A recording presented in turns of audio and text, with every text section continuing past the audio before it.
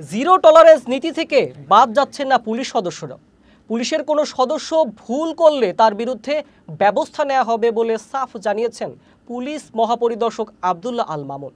রোববার Sylhet police super কার্যালয়ে Bangabandhu corner ও conference রুমের উদ্বোধন শেষে সাংবাদিকদের সঙ্গে এসব কথা বলেন তিনি। আইজিপি বলেন, চলতি উপজেলা পরিষদ নির্বাচন উপলক্ষে নির্বাচন কমিশনের আদেশে কাজ করছে পুলিশ।